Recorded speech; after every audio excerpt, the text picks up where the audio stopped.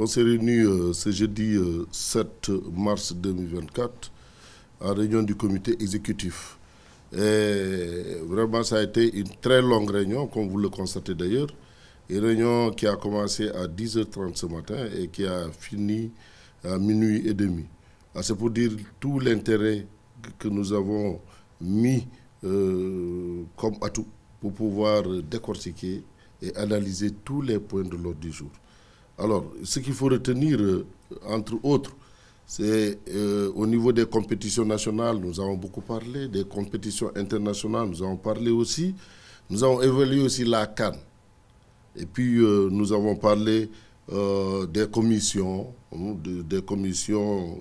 souvent qui sont des organes juridictionnels indépendants. Nous les avons rapidement installés parce qu'il y a des urgences, il y a des dossiers qu'il faudrait rapidement exploiter. Alors, donc, tout a tourné autour de ces sujets. Alors, pour revenir au niveau des compétitions nationales, elles se déroulent très bien. Aujourd'hui, au niveau de la Ligue 1, au niveau de la Ligue 2, au niveau de la Ligue amateur nationale 1, nationale 2, au niveau même des compétitions régionales, le championnat régional a commencé dans la plupart des régions. Le championnat se déroule très bien. Maintenant, au niveau de la Coupe du Sénégal, vous savez bien qu'il faut, comme nous l'avons si bien dit dans nos réunions précédentes, il faudrait qu'on arrive à arrêter le championnat et la Coupe du Sénégal pour pouvoir désigner les représentants du Sénégal au plus tard le 30 juin. Et c'est la raison pour laquelle le tirage des 32e de finale, le tirage se fera le 27 mars. Et nous pensons qu'à partir du 27 mars, on pourra gérer le calendrier et terminer le plus tôt possible. Pour les compétitions au niveau international, il faut rappeler que nous avons deux matchs très importants. Nous avons bénéficié aussi des dates FIFA. Le 22 mars, nous allons jouer contre le Gabon. Et le 26, nous allons jouer contre le Bénin. Et tous ces deux matchs vont se jouer en France à Amiens. Vous savez, nous avons choisi de jouer à Amiens, non seulement parce que c'est à moindre coût, parce que les joueurs ne se déplacent pas, mais aussi vu la situation politique du Sénégal, parce que ça va coïncider avec les élections, on saurait organiser des matchs amicaux ici. Nous avons parlé aussi, vous savez, le Sénégal, à l'instar des autres pays d'Afrique, a bénéficié des fonds forward.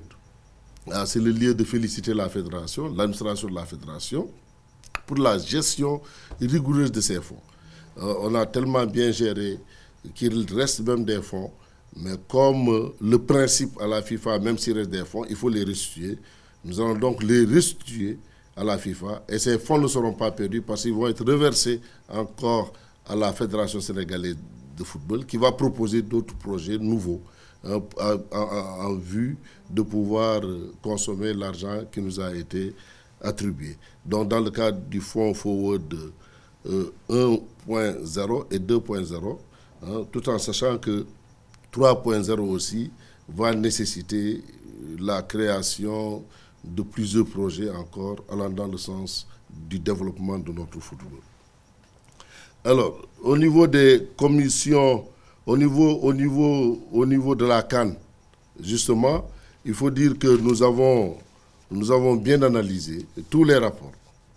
Quand je parle de tous les rapports, il y a le rapport technique de l'entraîneur, il y a le rapport du directeur technique national, Mayassimar, il y a les rapports médicaux, communication, finances, et tous ces rapports ont fait l'objet d'une analyse profonde. Et c'est pourquoi nous avons pris beaucoup de temps.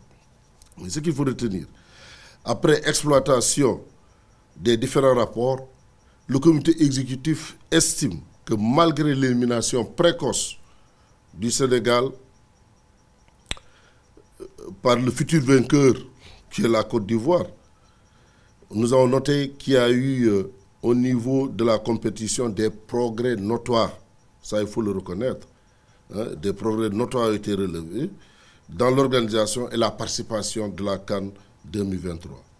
Le comité exécutif salue l'engagement des joueurs, de l'encadrement technique, mais renouvelle aussi au sélectionneur national Aliou Cissé sa confiance, il faut le dire, et l'engage à poursuivre sa mission en vue de l'atteinte des objectifs à venir, à savoir la qualification de la CAN 2025 et la Coupe du Monde 2026, conformément à la vision Manko Outindamli.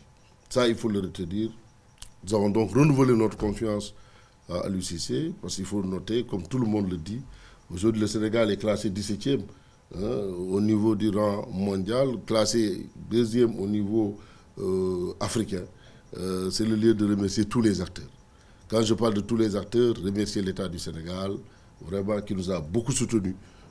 Remercier l'encadrement technique, remercier la fédération, c'est normal, qui a mis en valeur tout ce soutien, le ministère des Sports et tout le monde, parce que nous avons connu des progrès, quand bien même nous n'avons pas pu gagner la CAN.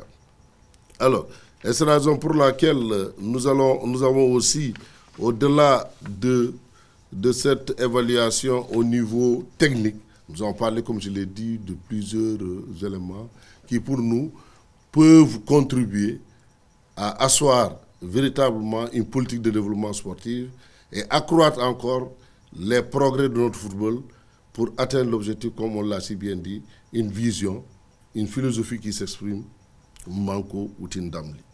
Alors, nous avons aussi, vous savez, l'équipe du Sénégal, ce n'est pas seulement l'équipe nationale A, nous avons aussi revu l'attelage des équipes, l'équipe locale, U20, U17 et autres. C'est ainsi qu'au niveau de l'équipe nationale, locale, nous avons retenu comme coach Souleymane Diallo, que tout le monde connaît, qui a été adjoint U17, U local avec DAF, il était là. Et son adjoint Joseph Senghor, Cheikh Gueye, le préparateur physique Hassan Faye et l'entraîneur des gardiens Khadim Faye. Au niveau des U20, le coach, c'est Serigne Saliou Dia, qui est déjà avec l'équipe au Ghana pour les Jeux africains. Et c'est le lieu de féliciter d'ailleurs pour le résultat que nous avons obtenu aujourd'hui et qui montre que nous sommes sur la bonne dynamique. Et nous souhaitons que ces résultats-là se poursuivent à telle enseigne d'arriver en finale et de gagner encore. Il aura comme adjoint Pape Gourgui Ansoumana Diadou, qui était au Casa Sport et qui est maintenant à Guédiawaye, qui a beaucoup évolué, qui a beaucoup progressé, et on pense qu'il pourrait lui donner la chance aussi à ce niveau. Et comme préparateur physique, Abdoulaye Fall, entraîneur des gardiens, Khalidou Sissoko. Au niveau des U17, Pape Ibrahima Faye, que tout le monde connaît, qui est le coach, il a comme adjoint Lamine Diagne et Moussa Diatta. Et Lamine Tcharé, il est l'entraîneur des gardiens, et Samba Ndiaye, le préparateur physique. Au niveau du U15, c'est Ousmane Diop, Lad Faye, Malik Seydi et Mohamed Beng. Au niveau de l'équipe féminine senior, nous avons comme entraîneur, nous avons laissé l'équipe, mais il faut bien rappeler les noms des techniciens qui composent cette équipe. Moussa Sissé, coach, Soukay Sissé, adjointe, Lamine Sissé, entraîneur des gardiens, et Mathurin Dionou, qui est le préparateur physique. Au niveau du U20 filles, nous avons Bayang Thiam, coach, Pape Diallo, adjoint, Ouleye, préparateur des gardiens, et Moussa Ndiaye, préparateur physique. Au niveau des U17 filles, toujours, nous avons Serena Gomis comme coach, Awayoum comme adjointe, Abou Sarr, préparateur physique, et BTC, préparateur des gardiens.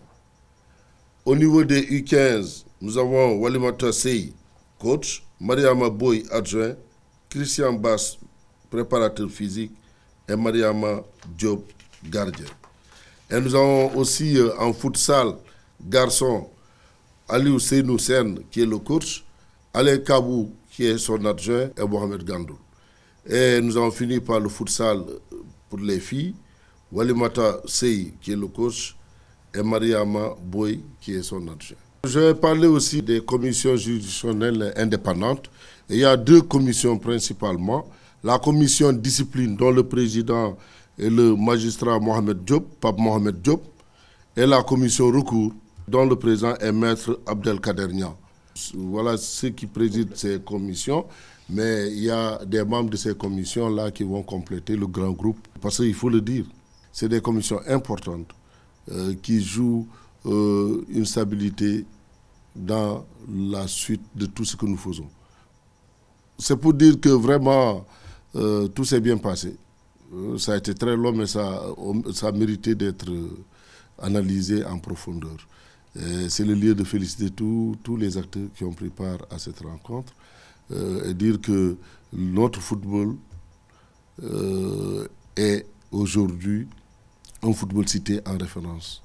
Nous avons l'espoir de pouvoir continuer et de marquer le firmament du sport africain, notamment du football africain. Donc, vive la Fédération sénégalaise de football, vive le Sénégal.